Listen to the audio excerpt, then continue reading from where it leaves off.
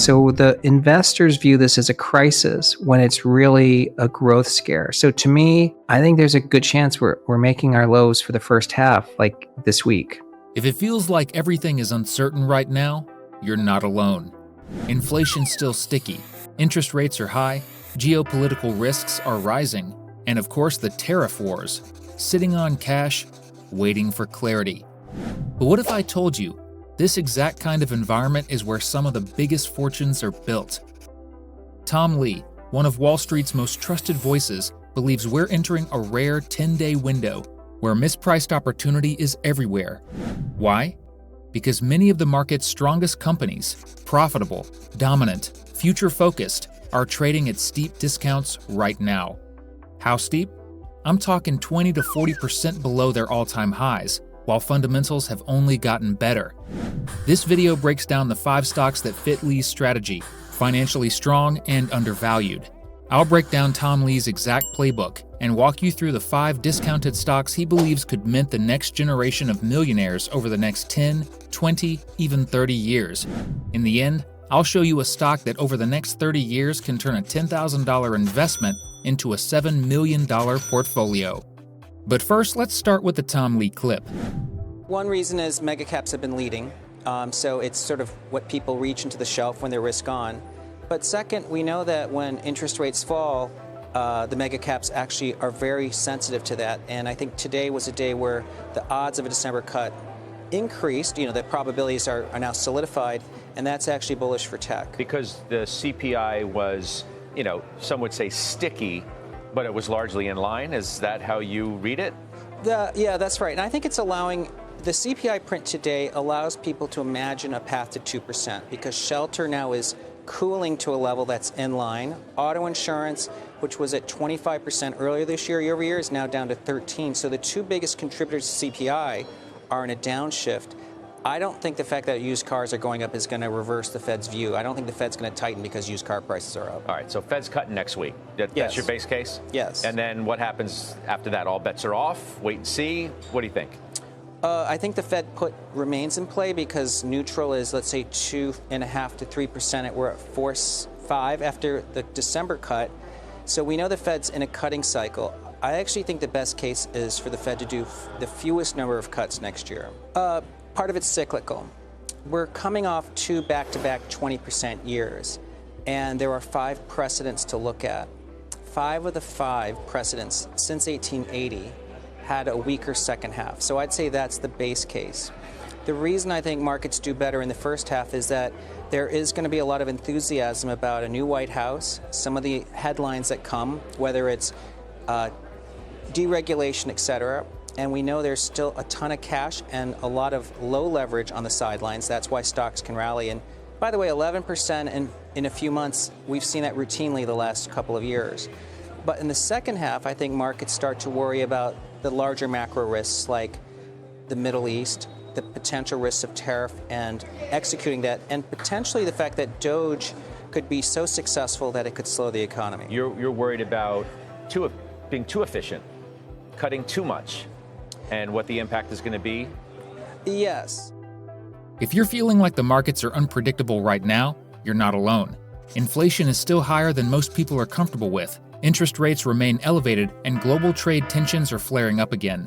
Add to that the results of the U.S. election year, and it's easy to see why many investors are frozen, watching from the sidelines. But according to Tom Lee, this is exactly the kind of backdrop where fortunes are made, not lost.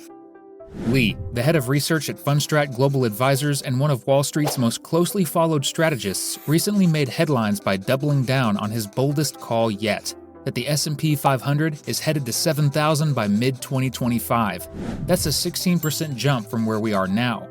His reasoning is rooted in how markets historically behave after strong double-digit performance years.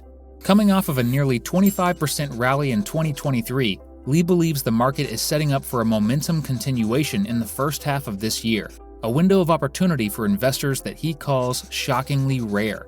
Part of Lee's optimism comes from what he sees beneath the headlines.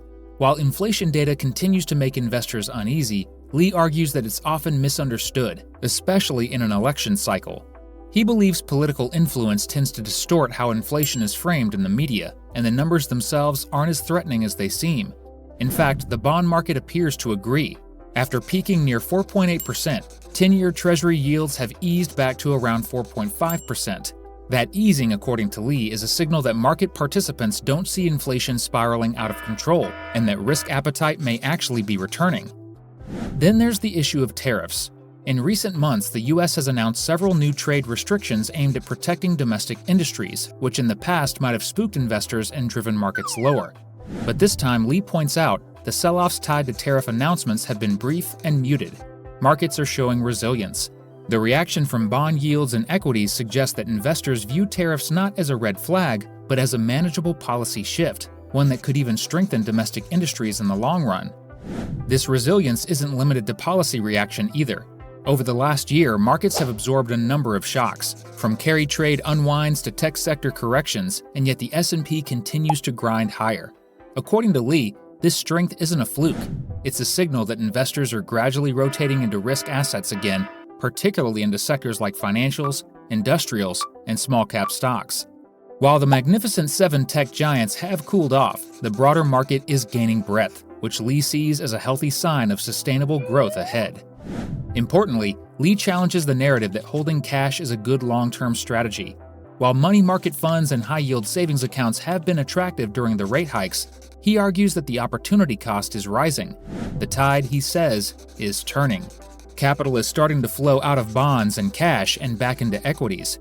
That's not just anecdotal. It's showing up in volume data and fund flows. And when you look at how U.S. markets have performed in past cycles following rate peaks, a bullish case becomes much easier to make. What makes Lee's call even more significant is his timing. He believes the next 10 days will be pivotal, not because of a particular event, but because of the sentiment shift that's happening under the surface. So how does this all tie back to the 5 stocks we're covering in this video? Simple. Each one reflects a theme that Lee believes is aligned with this moment: resilience, innovation, strong balance sheets, and long-term value. These are long-term bets on the sectors and companies that could thrive in the economic cycle ahead.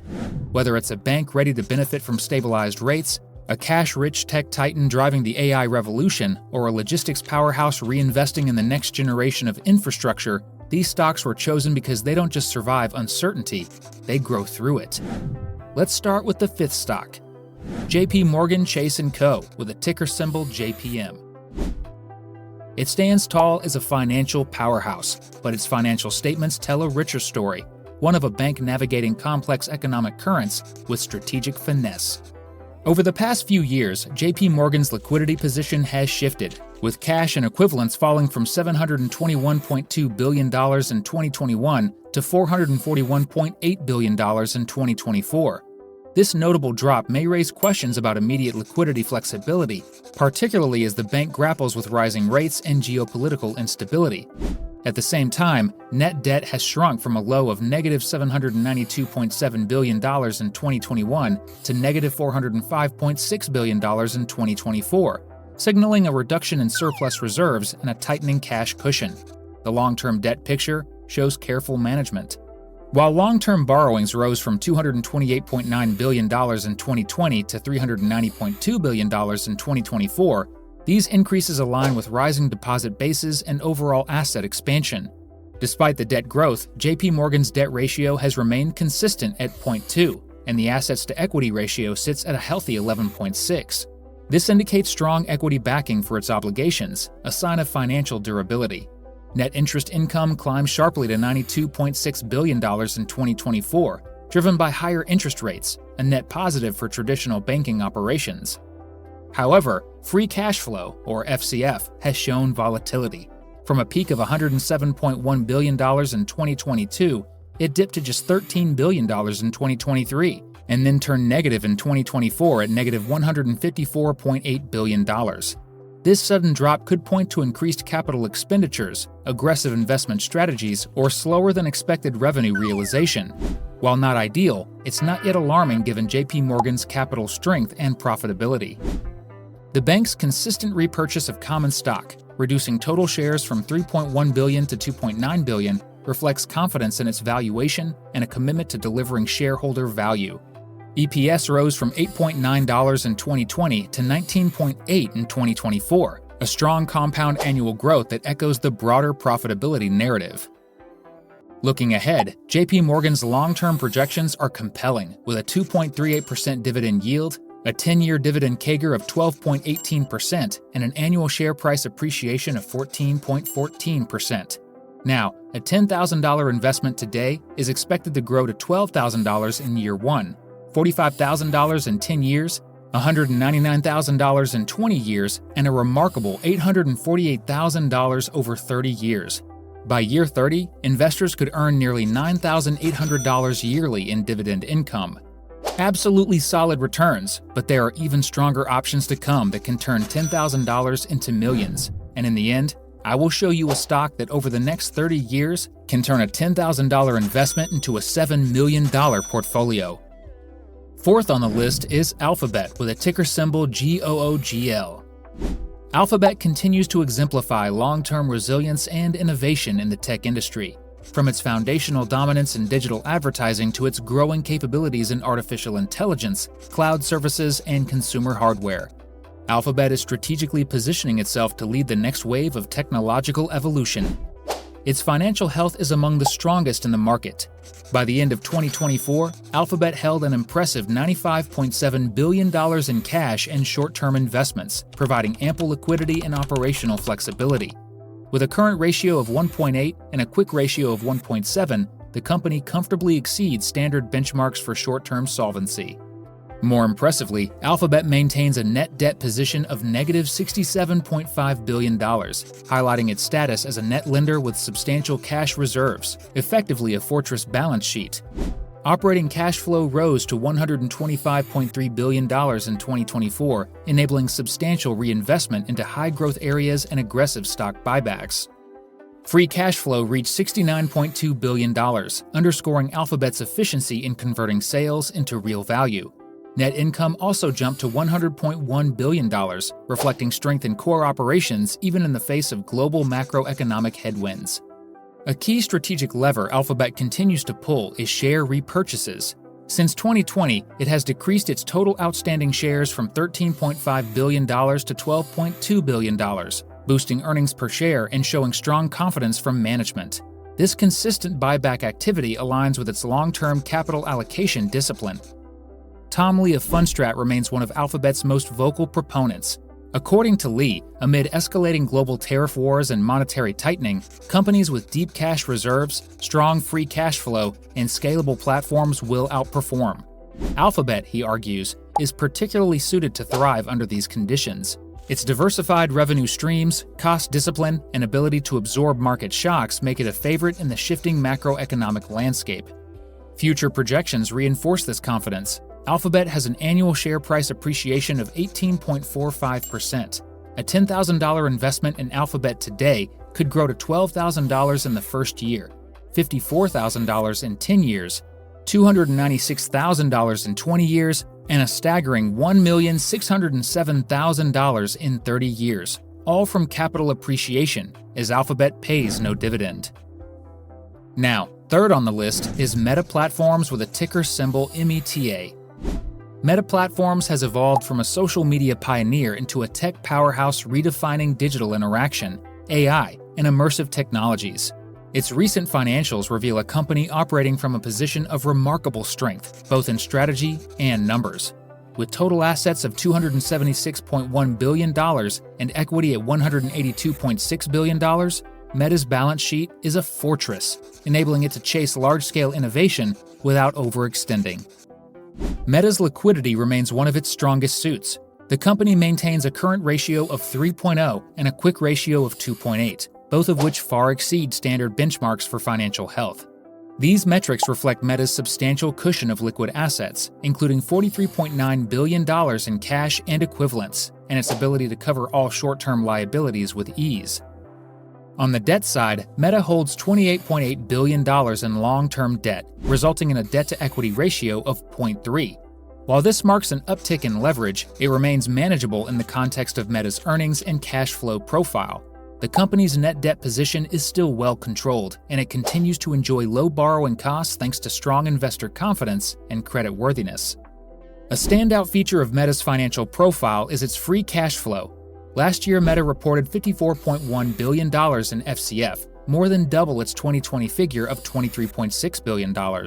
This explosive growth in cash generation is a direct result of scale, operational leverage, and investments in AI and machine learning that have significantly boosted monetization efficiency across its platforms. Meta has strategically used its FCF to reduce share count and increase shareholder value. Between 2020 and 2024, the number of outstanding shares fell from 2.8 billion to 2.5 billion, thanks to a disciplined and ongoing buyback program. These repurchases not only signal internal confidence in the stock's valuation, but also enhance earnings per share over time. Looking ahead, the projections are incredible. At a steady average annual share price appreciation of 19.76%, a $10,000 investment in Meta today is projected to grow to $12,000 in the first year, $61,000 in 10 years, $368,000 in 20 years, and a massive $2,235,000 in 30 years. While Meta doesn't offer dividends, the growth potential alone makes it a cornerstone for compounding returns. All $2.2 million in added value comes from capital appreciation, a pure reinvestment growth story. Now, second on the list is Broadcom, with a ticker symbol AVGO. It has become one of the most attractive opportunities in tech investing, not just because of its growth, but because of how it combines that growth with steady, rewarding income. Tom Lee calls it one of the best-positioned dual-return stocks in the current market. You get dividends now and capital appreciation for the long haul. Between 2020 and 2024, Broadcom more than doubled its revenue, jumping from $23.9 billion to a massive $54.5 billion. Gross profit margins rose to an impressive 76.3%, and operating margins climbed from 18.3% to 35.1%. Net income surged to $10.1 billion, showing how the company's strategic acquisitions and dominance in semiconductors, networking, and cloud infrastructure are translating directly to shareholder value. Its financial health backs up that story, with over $9.3 billion in cash and equivalents and a debt-to-equity ratio of just 1.0. Broadcom has the balance sheet strength to invest, grow, and return capital, all without compromising stability. Long-term debt is up to $60.9 billion, but with free cash flow of $20.7 billion, its coverage remains comfortably in check. The company's cash flow to debt ratio is 0.4, placing it in the top tier of financial resilience within the tech space. Now let's talk dividends. From 2020 to 2024, Broadcom increased its total outstanding shares from 4.1 billion to 4.7 billion. While this signals the company is potentially raising capital or investing in growth, it also introduces shareholder dilution, which could weigh on per-share value unless accompanied by significant earnings growth. Broadcom pays a healthy 1.39% dividend yield, and that payout has been growing at a 10-year CAGR of 16.5%. It's a shareholder-first strategy that also includes consistent buybacks. Looking ahead, the projections are nothing short of spectacular. With an annual share price appreciation of 21.47%, a $10,000 investment in Broadcom could grow to $12,000 in the first year, $77,000 in 10 years, $566,000 in 20 years, and an eye-popping $4,094,000 in 30 years. By year 30, expected annual dividends are projected to hit $11,000. Dividend reinvestment contributes $77,000, and capital appreciation $4,007,000, making the total value added to portfolio $4,084,000. Last one and topping the list is Amazon.com, with a ticker symbol AMZN. Amazon is far more than the world's biggest online retailer. It's the infrastructure behind much of today's internet economy. From cloud computing and AI training to logistics and advertising, Amazon is playing on a scale few can match. And Tom Lee sees that scale as a compounding force that could redefine long-term wealth generation. In its recent financial reports, Amazon had grown its total revenue to a massive $638 billion, a roughly $170 billion jump in just 3 years. Even more impressive is the company's resurgence in profitability. After a temporary dip in 2022 due to reinvestment and macro headwinds, Amazon's net income surged to $59.2 billion in 2024. Operating income margins have more than doubled since 2020, now at 10.8%, indicating Amazon is becoming leaner and more profitable as it expands. Its financial foundation is equally powerful. Total assets reached $624.9 billion, and shareholder equity stood at $286 billion. Amazon's long-term debt of $59.7 billion is sizable, but manageable, especially when you consider its EBITDA ballooned to $120.5 billion in 2024. Free cash flow tells a dramatic story of recovery and momentum. After hitting a low of negative $16.9 billion in 2022, Amazon's FCF rebounded to $32.9 billion in 2024. More than just a financial recovery, this signals efficient revenue conversion and control over operational costs. Cash from operations surged to a record-breaking $115.9 billion, driven by AWS, ad tech, and third-party logistics. Unlike many of its peers, Amazon doesn't pay a dividend or aggressively buy back shares. Instead, it reinvests. Shares outstanding have remained consistent, hovering around 10.5 billion since 2020. This stability means your ownership stake isn't being diluted and the compounding value is being preserved inside the company. And the payoff? It's monumental. With an annual share price appreciation of 24.41%, a $10,000 investment in Amazon could grow to $12,000 in the first year, $89,000 in 10 years, $789,000 in 20 years, and an astonishing $7,009,000 in 30 years. This is purely capital appreciation. No dividends, no reinvestment, just exponential growth powered by scale and innovation. Tom Lee often describes Amazon as the ultimate platform multiplier. It creates systems, from AWS to logistics to AI. They grow faster the bigger they get. So what do these 5 stocks, JPMorgan Chase, Alphabet, Meta, Broadcom, and Amazon have in common? On the surface, not much. A bank, a search engine, a social platform, a semiconductor leader, and an e-commerce empire. But when you look deeper, you'll see the power of strategic diversification and the compounding magic of thinking long-term. Each of these 5 companies plays a distinct role in your portfolio. JPMorgan offers stability, income, and resilience, a financial fortress that performs when the economy strengthens and pays you dividends along the way. Alphabet and Meta are growth engines. Alphabet dominates in AI and search, while Meta is scaling next-gen platforms in AI and immersive tech. Both reinvest aggressively, grow earnings fast, and avoid shareholder dilution, giving you pure upside if you're patient. Broadcom is the hybrid, a tech innovator with steady dividends and strong cash returns. It delivers both growth and income. Then there's Amazon, the ultimate compounder. No dividends, no distractions, just relentless reinvestment and scale across industries. And all of them are at a discount. Want to know how to retire with just $90 a week in SCHD, which pays over $10,000 in monthly dividend income? Click the video on screen.